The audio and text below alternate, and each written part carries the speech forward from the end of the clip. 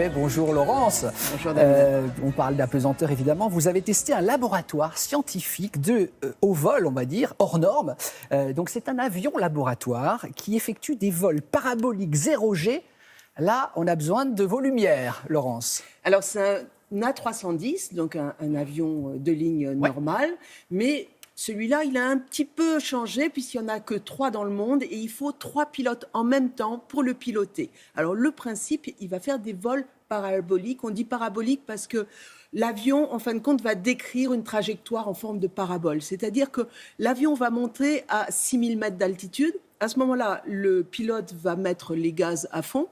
Il va cabrer l'avion, monter jusqu'à 8000 mètres, jusqu'à 8000, 10 000 mètres, et ensuite, il va redescendre. Et successivement, vous allez sentir une pesanteur, une hyperpesanteur et parfois de l'apesanteur. L'intérêt, c'est de faire des expériences. Il y a une dizaine de scientifiques en même temps qui vont faire ces expériences. Et donc, ils vont faire successivement 31 paraboles.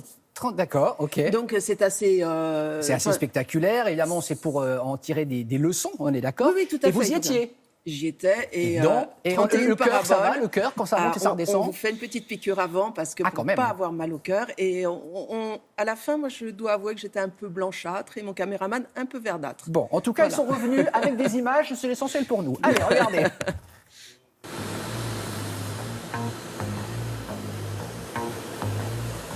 Alors, on entraîne des astronautes, mais c'est un laboratoire qui est dédié essentiellement à la recherche pour découvrir ou, en tous les cas, étudier des disciplines dans un cadre qu'on ne peut pas recréer sur Terre. Alors, sur cette campagne, il y a une dizaine d'expériences qui viennent de laboratoires de recherche français. C'est une campagne française. Et donc, on a effectivement des laboratoires qui s'intéressent à la médecine, la cardiologie, par exemple, ou la perception de l'environnement. On a des laboratoires qui étudient la physique des fluides. Et puis, on accueille également des expériences éducatives, parce que c'est aussi la mission du CNES que d'accueillir et de promouvoir la science auprès des jeunes. On a des équipes qui s'intéressent à la perception de notre environnement en situation dégradée. L'être humain, il est habitué à se déplacer et à percevoir son environnement à 1G, autrement dit, en situation de pesanteur terrestre. Si on supprime l'information de pesanteur, on perturbe la perception.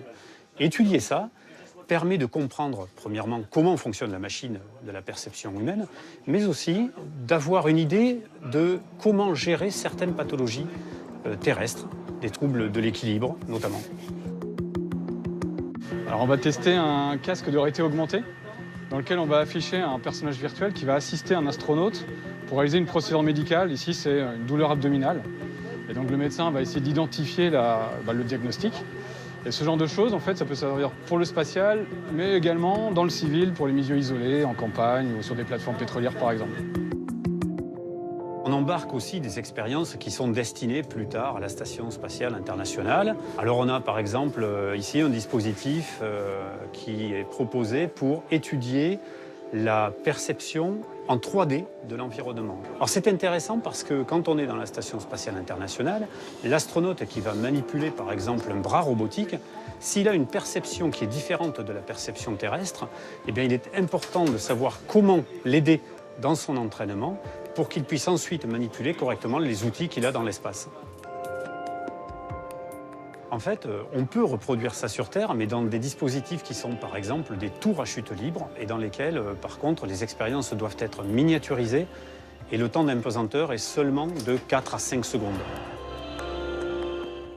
Alors, plein de questions à vous poser, mais on n'a pas beaucoup de temps, Laurence. Est-ce que cet avion n'est accessible qu'aux scientifiques? Si moi, demain, j'ai envie d'y aller, eh bien, vous pouvez. Vous pouvez, oui, parce qu'il y a 5 à 6 campagnes chaque année qui sont organisées par Novespace et la CNES pour, en fin de compte, permettre à des particuliers de vivre cette expérience. Alors, le ticket est un peu cher, il est à 6 000 €. Ah oui. Mais ces 6 000 € servent à équiper l'avion pour d'autres expériences scientifiques. Est-ce que pour 6 000 €, le petit sac plastique est fourni? Oui, le petit sac plastique est fourni. Alors, dans ce cas-là, c'est formidable. Merci beaucoup.